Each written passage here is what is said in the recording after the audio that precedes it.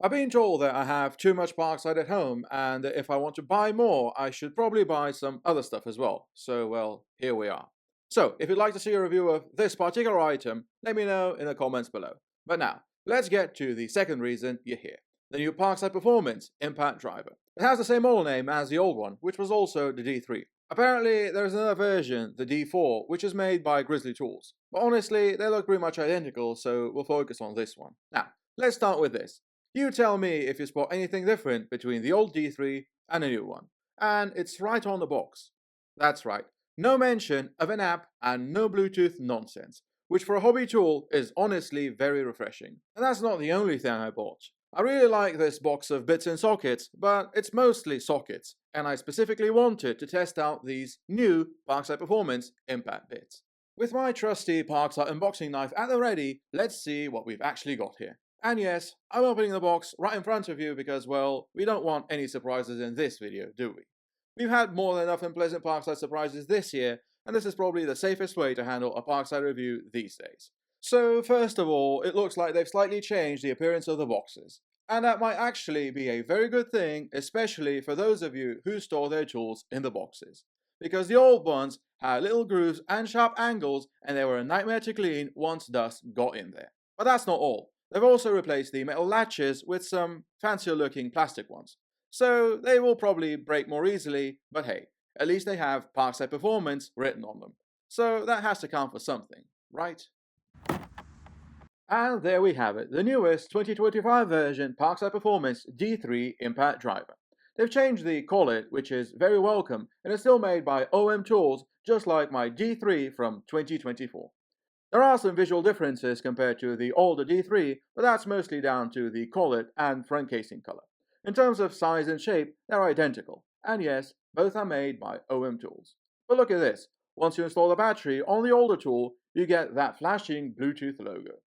Whereas on the newer one, well, you get nothing. No lights, no Bluetooth. I guess they finally got tired of dealing with warranty claims for brick tools and failed updates, and if you ask me, it was about time they dropped that nonsense. So you still get the 4 power modes, and that's pretty much it. No app, no expert mode to speak of.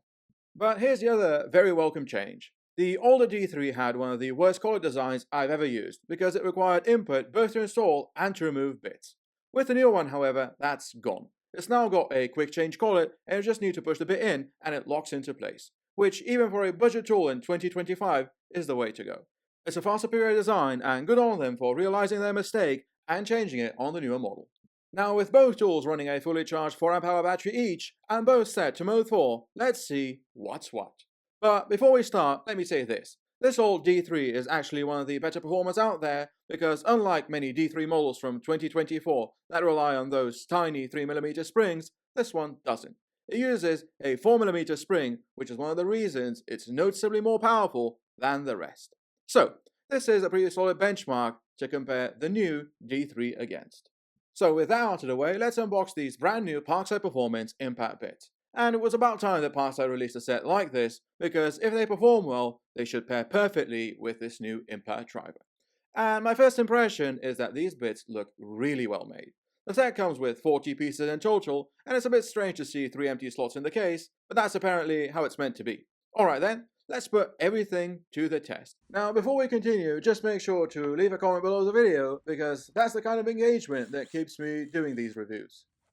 We'll start with the old D3, set to mode 4, and as recommended on the box, a fully charged 4Ah Parkside Performance battery. The test we're using for all tools today involves a series of Torx head screws, with increasing length and diameter, so each one requires more effort from the impact drivers. You can find more details about the screws in the description because, well, I don't want to overwhelm you with information in the video itself.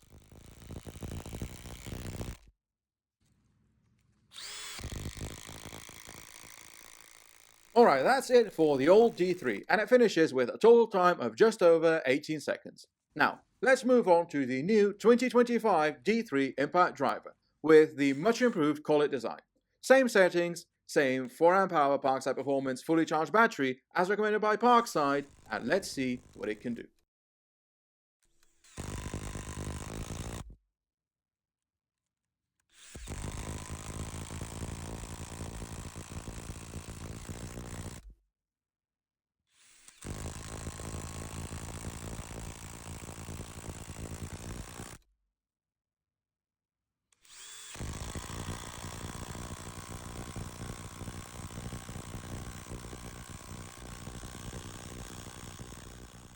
Okay, then that was 25 seconds, which is not ideal. In fact, that's about 7 seconds slower than the older 2024 model.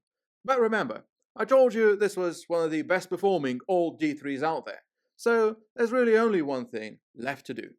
Time to swap in the impact mechanism from my broken old D3, which has the thinner 3mm spring, into my working 2024 one, so we can test it against the new version. Because, well, that 3mm spring is what most old D3s come with. There were a few rare series with the 4mm spring that packed a ton of power, but those were very uncommon.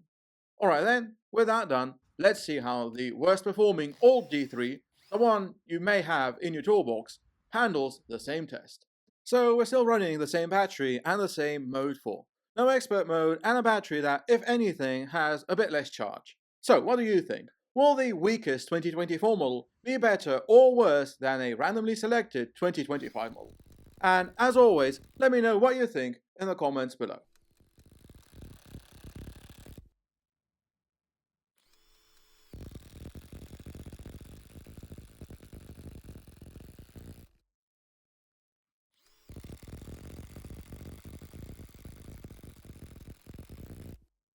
Well, on the surface, this isn't exactly ideal, is it? Even the worst of the older 2024 D3s still outperforms the new one. And you could argue about the screws, the force I used, or the pieces of wood I used.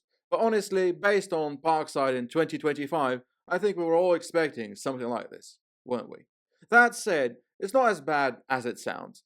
This, unlike this year's 12-volt impact wrenches, isn't a case of shoddy manufacturing or random defects. In fact, I actually think Parkside might be onto something here, because detuning this tool isn't necessarily a bad idea.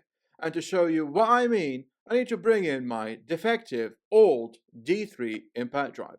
And in order to show you exactly what I'm on about, I need to take it apart. Because the biggest mechanical issue with these tools is probably just as serious as the failed updates and subsequent bricked units. So, by removing the app, Parkside has pretty much eliminated the brick tools, but by detuning the new D3, I hope they've also managed to reduce the frequency of this mechanical defect. And of course, I'm referring to the failed gears on the motor. These gears can either break their teeth or break off entirely from the shaft, and if the rotor keeps spinning after that, it can damage the shaft, which in short is basically the end of the tool, as with Parkside there are no spare parts and you only get a warranty replacement. Alternatively, if that gear breaks, you can get one of these and press it onto a shaft. The problem with that is, you'll have to remove a bearing to do it. Sure, it works, but it's far from the ideal solution. The best way to handle it is to buy one of these and modify on a lathe to match the original's outside design. That way it fits both the shaft and the bearing, making it function just like the factory intended. So while the 2024 D3 was an improvement over the C3 that came before it, it's not without its issues. And I really hope this new version has addressed them. So let's take a look inside in this new 2025 tool and see what we find. First off, it seems you can no longer remove the front casing on its own, so we have to keep going. First up, the motors, both of which are brushless, but the designs are slightly different. So let's hope they've improved that issue with the fragile drive gear, though I guess only time will tell. Now let's take a closer look at the rest of it. First off, there doesn't seem to be much of a heatsink, but honestly, I don't think that's a problem for a hobby class impact driver. The rest needs to be compared to the older D3, and once you do that, you can see no significant difference in motor size. But when I looked inside the front casing, I realized Parkside may not have heard of the concept of lubrication. These gears are completely bone dry. There's just a tiny bit of grease at the front, but even that doesn't look like it's enough. And I think that even a small amount of quality grease could help improve performance, especially since it already has the 4mm spring in there. And for sure, it will help improve the life expectancy of this tool. Meanwhile, I realized I was bound to get questions about its capabilities on wheel bolts. And I can tell you that it can remove wheel bolts torqued to spec a couple of months ago without a problem. But that's not really what it's meant for. Not in this form anyway. So looks like it's time for a combination anvil modification. The collet is a bit trickier to remove now, and there are definitely more bits and pieces to deal with. But it's not impossible, it just takes a steady hand to get the job done. And after that, the old anvil comes out on its own. and then it's just a matter of removing the old bushing however you see fit. The bushing on this has a 22mm outside diameter and a 10mm height, so nothing's changed there.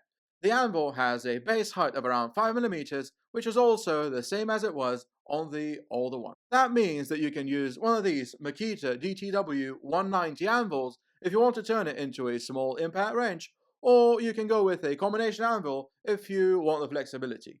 In both cases, however, you'll need a bushing with a 60mm inside diameter, and I definitely recommend getting one of these done if you can. Assembling it isn't too difficult provided you remember where each piece went, so pay attention when you're taking it apart. And in just a couple of minutes, it's a job well done. And now you can say hello to your combination anvil with a 1/4" opening for bits and a 1/2" drive anvil for sockets. The fact is, even though this new D3 is detuned, it won't perform noticeably worse than the basic D3 versions from 2024, which I found were great for basic automotive work, especially with the Makita anvil. So, if you need a combination anvil, this is still a fantastic platform. So that's basically it. I've had quite a few issues with the Parkside brand this year, and I've been somewhat negative towards them. Because of that, I've lost some subscribers and I might lose a few more over this take. So, let's see how this goes down. I'm on board with the detune here and removal of the app nonsense. The detune hopefully means better reliability, which is far more important for a hobby tool than raw speed. And I'm certain that removing the app will result in fewer bricked and return tools. Now, if they could only start adding more grease from the factory, that would be even better. So, in 2 out of 3 cases, I think that's a good move Parkside. But again, only time will tell. As for the new impact bits, they're really good. It's a nice assortment with 2 bit holders, and at a price of around €10, I think they are a solid purchase. I wasn't sure I needed them at first, but now I'm certain I'm going to use them. So it's a thumbs up for now, Parkside, but you really need to reconsider your grease policy, because that tiny amount of grease, it can't be doing the tool any favors in the long run. Thank you for watching, and as always, I would really appreciate it if you smashed some buttons and left a comment to, well, keep this channel going.